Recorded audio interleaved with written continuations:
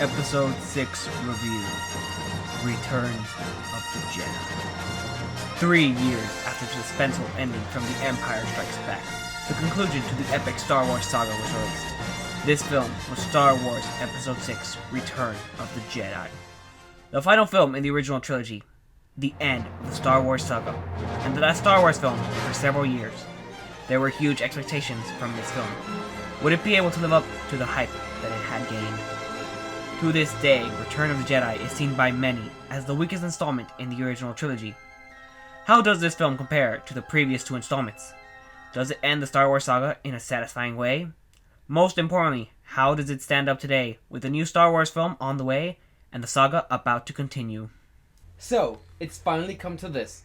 The last of the Star Wars films. Well, at least until The Force Awakens. So, how does this film stand? And is it as good as the previous installment, or does it fall short? Hey, at least we know it will be better than any of the prequel films. Well, let's see about that. Starting off with the characters, once again, we begin with Luke. In this film, Luke finally becomes a Jedi Master after so long. No longer is he as naive or whiny as in other films, but he is now the Jedi Master he always wanted to be. There are some interesting things with Luke, since he is the first Jedi Master in so many years. He is much more serious and confident in his abilities, as well as more focused and determined in his actions as a result of this. In his first scene, he threatens Jabba the Hutt to free Han Solo because otherwise, Jabba would face the consequences. This is much different than how he acted in previous films. His training is finally completed and his entire attitude changes. It is clear to the viewer that the possibility of Luke falling to the dark side, similar to how his father did, is something that could happen at any moment. For example, Luke wears an all-black Jedi outfit, similar to how Vader also wears all black. In addition to this, Luke uses the Force Choke on the Gamorrean guards, an ability that Vader has been shown to use mercilessly multiple times throughout this whole trilogy. So basically, Luke is evil. No, while it may seem like that, ultimately, Luke stays true to the light and manages to prove that no matter what, he won't turn to the darkness. Leia's role in this film is honestly a little diminished compared to how she was in the other films. She's very helpful in rescuing Han from Jabba the Hutt and Boba Fett, even infiltrating Jabba's palace. But after Han is saved, however, she doesn't really do much else.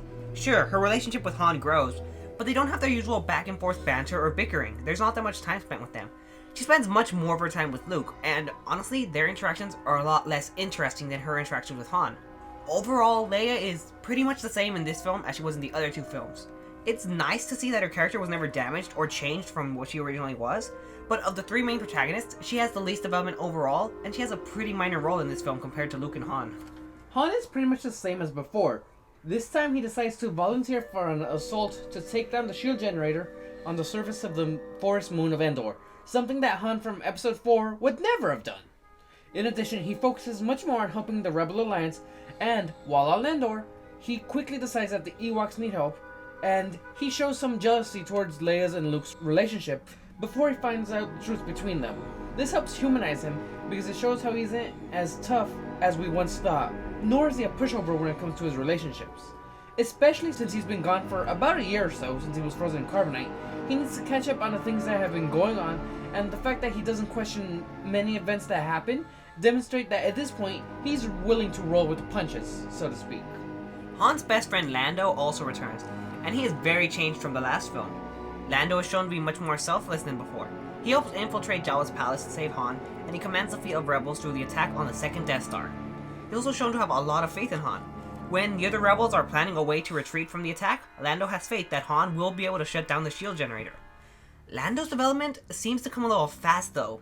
He's very, very different from how he was in the last film, and he only has a little bit of on-screen time in this film. It might have worked better if Lando had appeared in the first film, that way his development wouldn't seem rushed. But regardless, it's very nice to see this change in Lando, similar to the change that Han went through, proving that sometimes it just takes meeting the right people to change you. And now it's time to talk about the antagonists. And as usual, there's quite a few in this one. First off, let's talk about the antagonists of the first half of the film, Jabba the Hutt and Boba Fett. For the first time in the trilogy, we finally get to see exactly who and what Jabba the Hutt is, after having him be constantly referred to and building up the tension.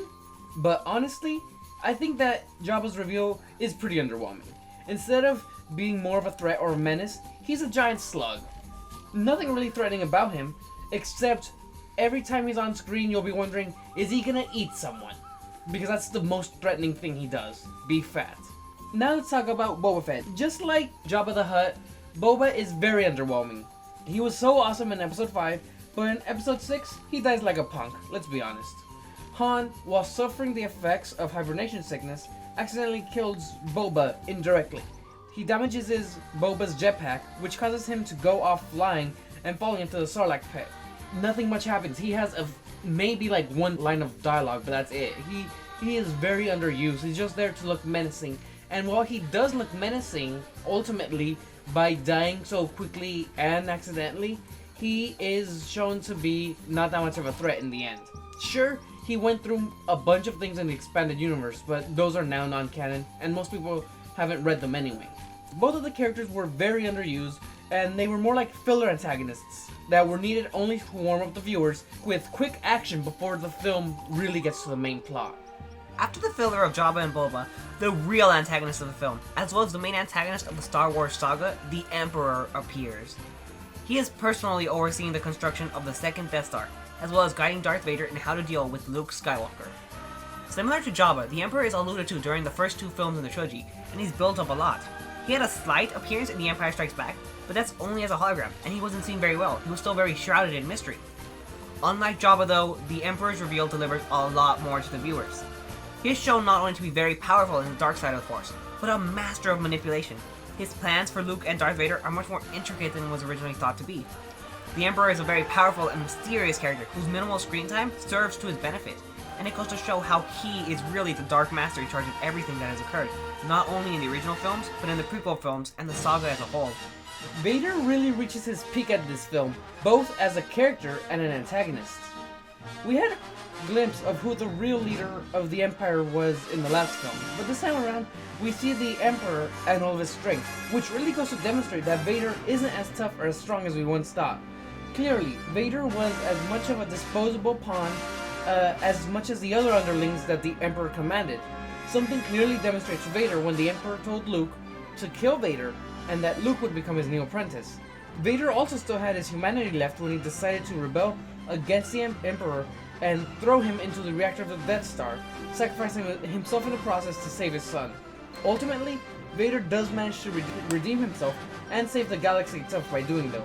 And in the end, Vader managed to become hero and change the way people thought of him for years to come.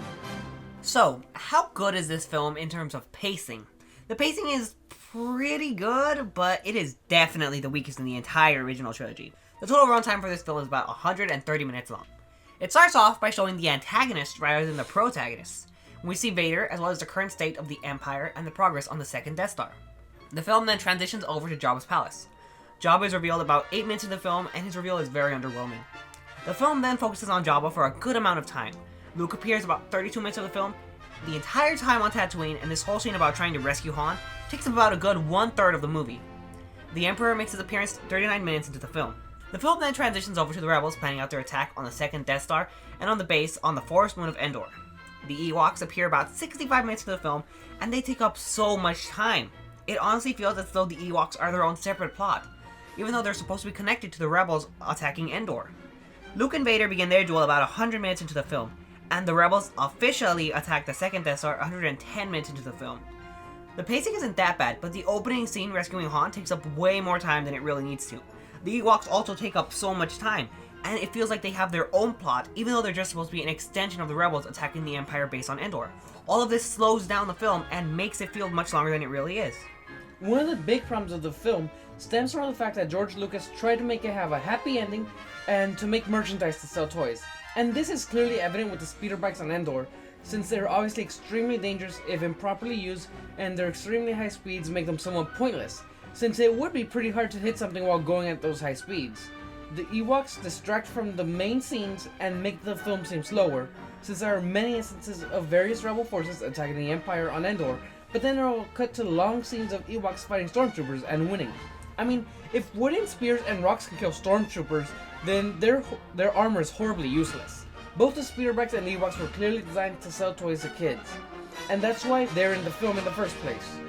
The opening scene where the protagonists try to rescue Han is very convoluted and complex, more so than is necessary.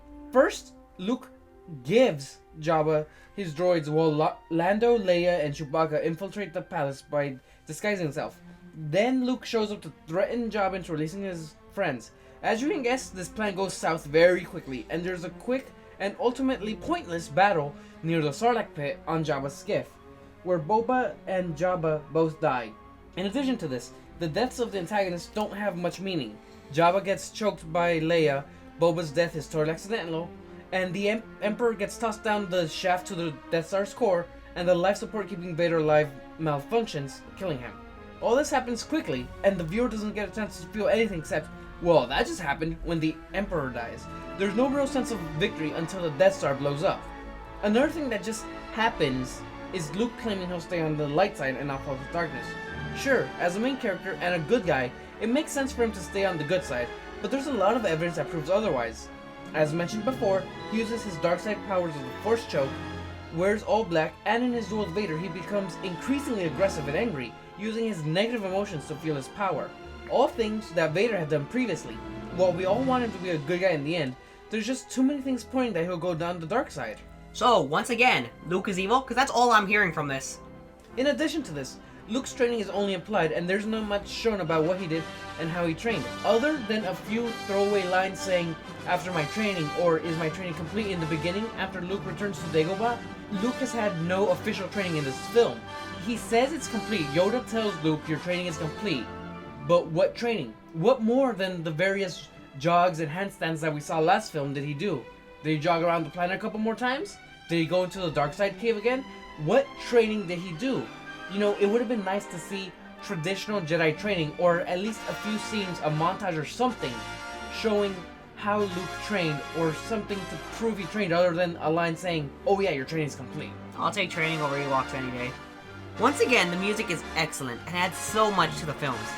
It doesn't have as many memorable tracks as The Empire Strikes Back does, but regardless, the music amplifies the scenes, and it is very good to listen to. Overall, Star Wars Episode 6 Return of the Jedi is just an average play, and it's your nice and standard Star Wars film. It is very easily the weakest of the original trilogy, and is a pretty weak conclusion to this saga. Let us know what you think of Star Wars Episode 6 Return of the Jedi. Also, since this is the final review, we are finally able to list off the 6 current Star Wars films from best to worst. 5, 4, 3, 6, 1, 2. Let us know what order you place the Star Wars films. We hope you enjoyed us going through and reviewing the entire saga. See you soon with Star Wars Episode 7 The Force Awakens, and may the Force be with you!